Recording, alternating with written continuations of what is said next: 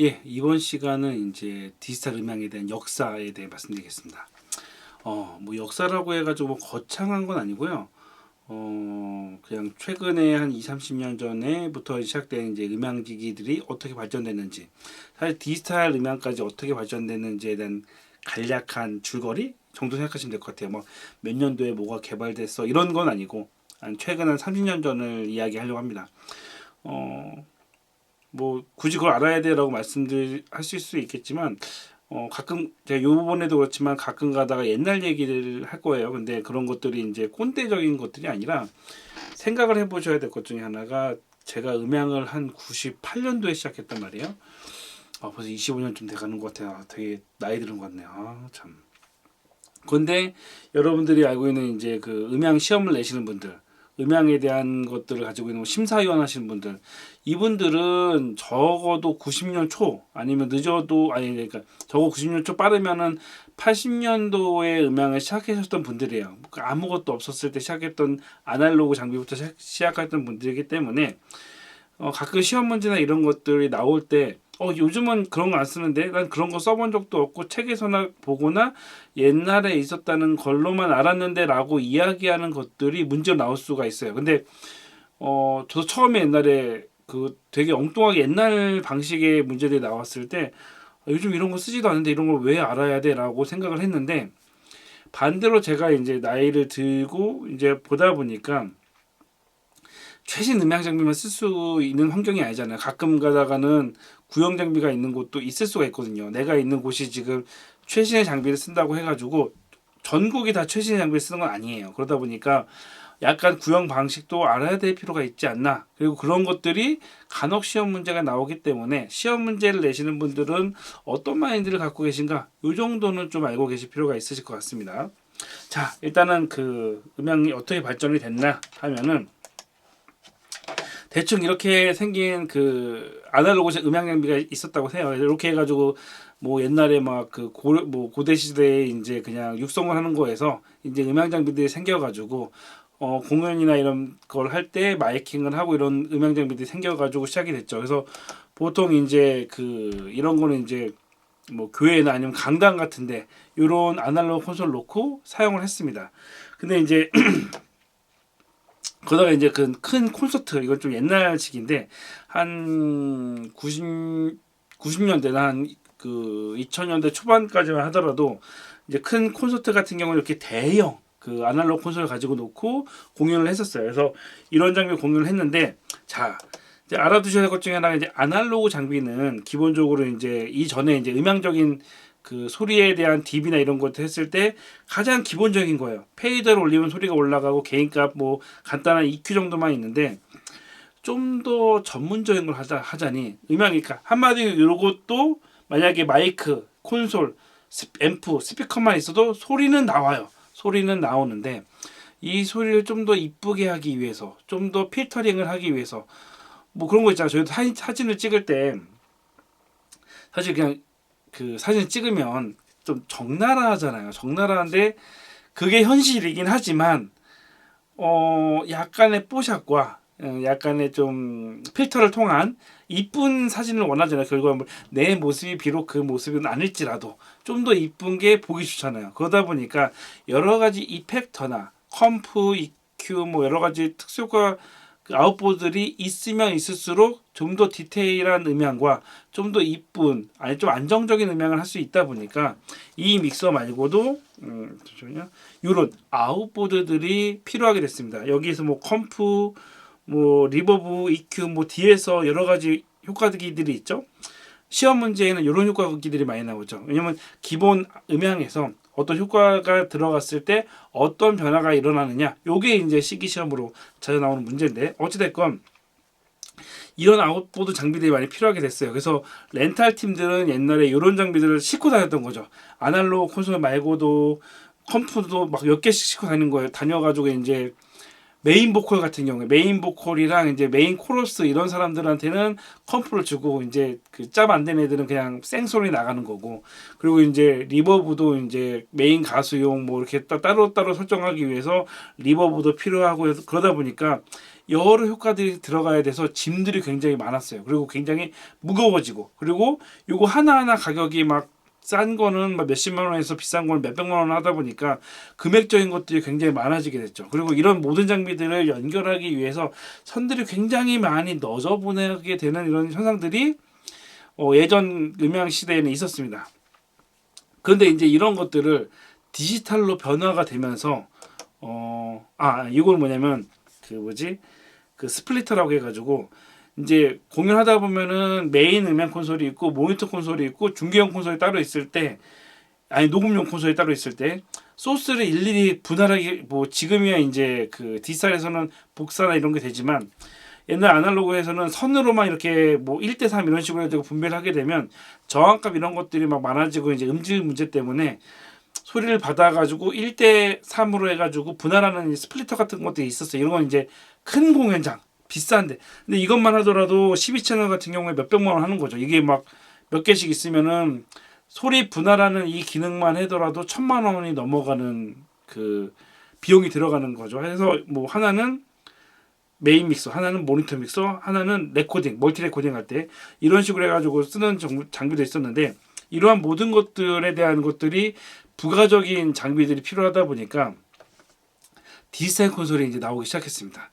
디지털 콘솔의 장점, 지금은 이제 많은 분들이 쓰시니까 당연히 알겠지만 이런 모든 이펙트들이 다 들어가 있어요. 뭐 채널마다 컴프도 걸고, 채널마다 뭐 32밴드 걸고, 리버브도 뭐 수십 개 걸고, 종류에 따라서 막 그 퀄리티 있는 리버브도 걸고요. 뭐 요즘은 약간 뭐 다른 방식으로 해가지고 외부 장비에 연결해서 하는 방식도 있는데, 어찌 됐건 이 소스들을 디지털 아시잖아요. 그냥 컴퓨터 파일 복사해가지고 다양하게 만들 수 있는 이런 디지털 콘솔이 나왔는데, 문제는 뭐냐면 이제 비쌌던 거죠. 요거 이너바손으로 알고 있는데 요것만 하더라도 막 억 단위, 뭐 1, 2억 단위가 되다 보니까 가격이 저렴하진 않았습니다.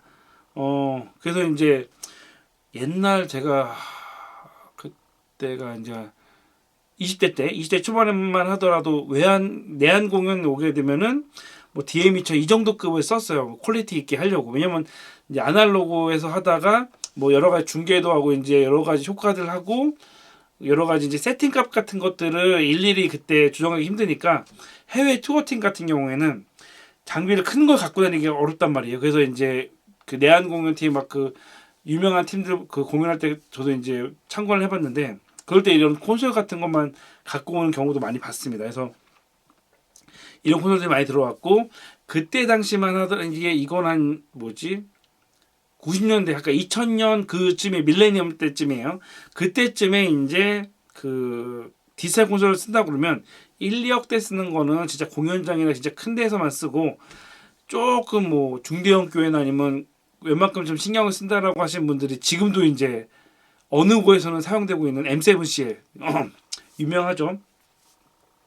20년 넘은 것 같아요. 그리고 이 M7CL 그때 한 2천에서 3천 정도 됐던 것 같고, 밑에 있는 게 이제 LS9인데 요런 게 한 900만 원대, 1000만 원 전후 이런 거 됐었죠. 그리고 이제 오른쪽에 있는 게 5음V96인데, 위에 있는 게 이제 5음V96인데, 저는 이제 개인적으로는 5음V96이 저에게 있어서 첫 번째 디지털 콘솔이에요. 그래서 아마 그 저의 맨 처음 썸네일처럼 쓰는 이제 그 메인 화면에 보시면은 이제 5음V96으로 이제 그 믹싱하는 톤이 있지 않습니까? 그게 이제 저희 스승님인데, 이제 뭐랄까 그 전국 투어 다닐 일이 있었는데, 딱 진짜 공연할 때 무선 마이크랑 저 온보이 구룡만 딱 갖고 다니는 거 다녀가지고 이제 세팅 값들 다 저장해 놓은 다음에 저걸로 이제 행사했을 때가 있었습니다. 그래서 저에게는 이제 애증의 약간 콘솔인데, 어찌됐건 저런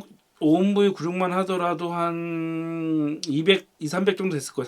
300 전후반, 20년 전이니까 300 전후반 됐는데, 문제는 이제 저게 인풋이 좀 작다 보니까 외부 약간 좀 슬롯 같은 거 껴야 돼요. 그래서 뭐 어찌됐건 그렇게 사용을 하고 있습니다. 어쨌건 요게 대세를 이루고 있었을 때, 요게 마지막이 아마 2010몇 년, 10년대 초반까지는 이 시스템을 가고 있었어요. 2010년대까지는 이제 디지털 콘솔 쓴다면은 저가형으로 쓴다 그러면은 요 정도쯤 쓰고 있었는데, 자, 요게 나타나게 됐습니다. 이게 나온 지가 이제 한 10년쯤 되니까 저희 한국에 들어온 거는 한 2014년 그 전후쯤이에요. 왜냐면 제가 이제 기억나는 게 뭐냐면 저희도 이제 그 콘솔을 바꿔야 되는데 이때 당시에 이제 트렌드가 그거였었죠. 아날로그 10년 전에는 아날로그가 안전하냐, 뭐 디지털이 안전하냐 이거에 대한 약간 좀 논란이 많았는데 아무래도 여러 가지 그 이펙터나 이런 효과를 위해서는 디지털이 어쨌건 그 공연하는데 필요하다라는 인식이 많았어요. 다만 이제 약간 불안정했던 게 있었죠. 근데 어쨌건 근데 디지털 콘솔 비싸니까 LS9급만 가더라도 비싸고 사실은 좀 더 그 이상을 원하는데 그렇게 사기에는 약간 금액적인 부분이 부담이 되니까 고민하고 있었는데 사실은 이제 5V96으로 저는 예산을 좀 책정을 해가지고 5V96을 사야겠다라고 해가지고 막 진행을 하려고 했는데 코바에가는 딱 이게 있는 거예요. 이게 있어가지고 와 딱 만져보니까 너무 좋은 거예요. 너무 괜찮고 야 기능도 많고 와 채널마다 이렇게 다 있는 게 참 괜찮다라고 생각이 들어서 얘기하다가 이제 업체한테 이제 아 이거 얼마나 돼요? 그랬을 때 한 저는 이게 2천 정도 되는 줄 알고 딱 그때만 그때 당시에 예 어쩌고 500이 좀 안 됐어요. 400만 원대 후반 막 이렇게 얘기를 하더라고요. 그래서 아 이거다. 그래가지고 사실은 그때 바로 사가지고 제가 그래서 X31을 거의 뭐랄까 국내에서 거의 처음까지는 아니고 초반에 샀어요. 그래서 바로 이제 그 코바 끝나고 바로 샀으니까 예. 뭐 초기 물량으로 제가 받았죠. 초기 물량의 단점은 제가 지금 요거 말고 윙도 초기 물량을 받았는데 초기 물량의 장점은 그 남보다 이제 최신형 콘솔을 다시 쓸 수 있다는 장점이 있지만 단점은 초기 물량 에러가 꼭 있어요. 그래서 윙도 그렇고 이것도 그렇고 어쨌건 지금 뭐 수리해서 잘 쓰고 있긴 한데 가능하면 한 2, 3년 지난 모델 쓰시는 게 제일 좋은 것 같아요. 예. 특히 이제 디지털은 추후에는 나오겠지만 어찌됐건 그래서 그 X31을 초반에 써가지고 지금까지도 한 10년 동안 잘 쓰고 있는 것 같긴 합니다. 그래서 이게 나오면서 사실은 그 한국 음향계에서는 한 획을 그었죠. 지금도 그 뭐지 비슷한 콘솔에서 X32 계열, 뭐 X32 뭐 컴팩트나 뭐 XR이나 이런 계열을 못 쓰시는 분들은 거의 없다고 봐요. 그러니까 음향을 하시는 분들 중에서는 렌탈 팀에서도 기본적으로 세컨으로도 항상 갖고 다니는 거죠. 그래서 이 콘솔 쓰는데 약간 이제 숨은 이야기 중에 하나는 사실 그 베링거라는 업체가 좋은 이미지는 아니에요. 옛날에 막 그 약간 흔히 그런 게 있었어요. 베링거로 음향 장비 샀다 그러면은 이제 너희 음향 버렸니? 버린 거요? 이런 식으로 농담하거나 뭐 헤리티지 있다가 있겠지만 헤리티지 같은 경우는 허리 터져 왜냐면 되게 무겁거든요. 그래서 허리 터져 뭐 이런 식으로 약간 일이 그런 농담 같은 말이 있었는데 어찌됐건 베링거라는 이미지가 굉장히 싼 이미지다 보니까 이런 뭐 자재구리한 음향 콘솔이나 뭐 컴프나 이런 것들 팔았었죠. 근데 이제 몰랐던 건 뭐냐면은 어찌됐건 어느 곳에나 음향 관련된 장비들이 필요하긴 했던 거죠. 그리고 어느 정도 품질이 보장된 것들이 필요한 거죠. 근데 이게 처음에는 무시됐던 퀄리티였는데 문제는 굉장히 많이 팔리면서 베링거가 돈을 굉장히 많이 버는 거예요. 그러면서 이제 어떤 게 있었냐면 이거는 이제 마이다스 헤리티지 같은 건데 마이다스 같은 경우는 콘솔이 굉장히 비쌉니다. 사이즈도 크고 퀄리티도 굉장히 좋고요. 근데 문제는 그거죠. 싼 거 100개를 파는 거랑 이거 한 개를 파는 거랑 비교했을 때 싼 거 100개 파는 게 금액적으로 돈을 많이 벌었던 거죠. 이거는 어쨌건 사이즈도 크다 보니까 구매할 수 있는 사람도 제한적이고 특별하게 전문 공연장 중에서도 퀄리티가 있는 곳 아니면 쓰기 힘든데 조그만한 믹서 같은 경우는 어쨌건 마이크나 소리를 내는 공간에는 무조건 있다 보니까 굉장히 많이 팔려가지고 베링거가 이 마이더스사를 인수하게 됩니다. 그러면서 인수하면서 그 마이더스사의 그 퀄리티 있는 그 기술력을 가지고 만든 디지털 콘솔이 바로 X30인 거죠. 그래서 이제 지금 기아랑 현대처럼 뭐 X30이 아니면 M30이죠. 그래서 X30은 약간 저가형, M32는 약간 고가형 해가지고 X32는 400만 원대 후반, M32는 뭐 900만 원대 이렇게 나왔죠. 지금 같은 경우 원래 그 코로나 전에 가격이 좀 많이 떨어졌었어요. X32도 거의 200만 원대까지 떨어졌는데 코로나 이후로 가격이 지금 올라가서 지금 다시 안 내려가고 있죠. 그건 이제 언젠가 내려갈 거라고 생각을 하고, 어찌됐건 그러면서 마이다스 계열은 약간 고급형으로 나가고 있고, 그 베링거 X32 계열은 X32 계열로 나가다가 요게 이제 10년쯤 지난 다음에 예. 순서가 이렇게 윙이 나온 거죠. 예. 윙이 나와가지고 사실 이제 대세는 윙이라고 좀 판단을 해요. 저도 윙, 예, 초창기 저도 이제 바로 사가지고 지금 가지고 있긴 한데, 좋은 콘솔이에요. 그러니까 가격도 저도 한 500만 원 전후로 산 것 같은데, 퀄리티? 좋은 콘솔에 비해서는 당연히 떨어지죠. 근데 디지털 콘솔로 가지고 있는 여러 가지 장점들과 여러 가지 갈 수 있는 기능들, 특히 요즘 이제 그 교회 같은 경우는 모니터링 시스템으로 해가지고 P16M이랑 연결해서 세팅할 수 있는 그런 여러 가지 효과들 때문에 저렴해졌다. 그리고 이제 많이 쓴다. 이 말씀을 드리고 싶어요. 이제 선택을 해야 될 거죠. 아날로그 콘솔 그냥 이렇게 쓸 거냐. 요즘 아날로그 콘솔도 기본적으로 뭐 300 정도 되긴 합니다. 근데 대신 여러 가지 효과는 없는 거죠. 그래서 물론 음향하는 사람에게는 당연히 디지털이지만, 그리고 음향을 아예 못하는 경우에는 아날로그를 쓰겠지만, 사실은 이제 음향을 하는 사람에게 있어서는 디지털로 가셔야죠. 예. 그리고 이제 요즘은 이제 저가형으로 해가지고 야마에서 이제 DM3 요게 좀 핫하고 있어요. 그래서 요거 지금 물건도 못 구하고 있을 거예요. 저희도 이번에 새로 발주를 넣어가지고 살려고 하는데, 예. 플로파일은 저희도 두세 개 갖고 있어요. 예. 간단하게 요즘 요것도 가격이 싸가지고 이제는 이제 아날로그 믹서 안 쓰고 간단한 강의실이나 이런 데도 마이크 한두 개 쓰는 거는 그냥 플로우 파일 갖다 놓고 써요. 예, 그런 용으로 쓰고 있습니다. 그래서 결론적으로 뭐냐, 이런 식으로 디지털이 발전해 왔다. 뭐 그래서 X32가 거의 한국 음향, 아니 전 세계 음향업계에서는 획을 그은 거죠.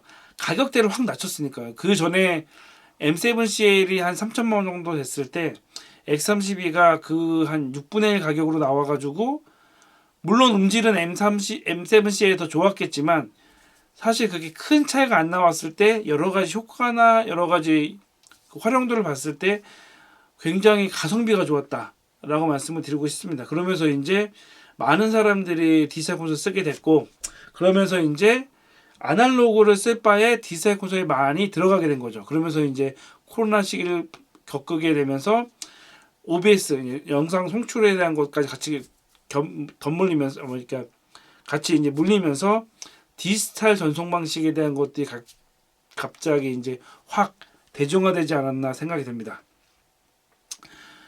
예, 어찌됐건 이렇게 해가지고 디지털 장비가 최근 20년 안에 이렇게 변화해 왔다라는 말씀을 드리고요. 예전에 10년 전만 하더라도 아날로그냐 디지털이냐 어떤 게 더 안정성이냐라고 많은 말들이 있었지만, 이제는 그런 말들이 필요 없을 정도로 대중화된 것이 이제 디지털 콘솔이 되었다 라는 말씀을 드리고,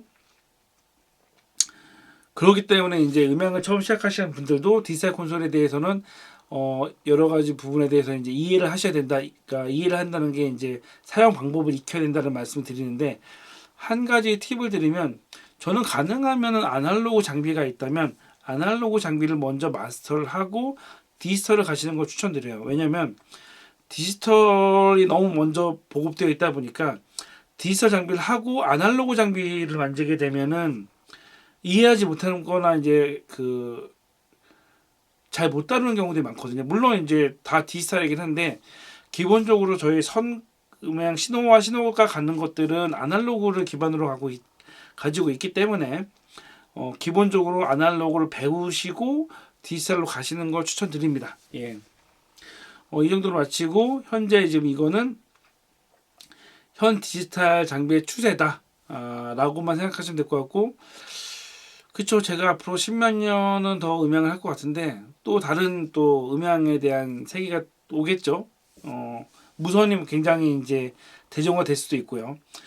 어찌됐건 그런 것도 이제 여러분들이 새로 만들면서 새로 배워가면서 새로 개척해 가시면 될 거라고 생각됩니다.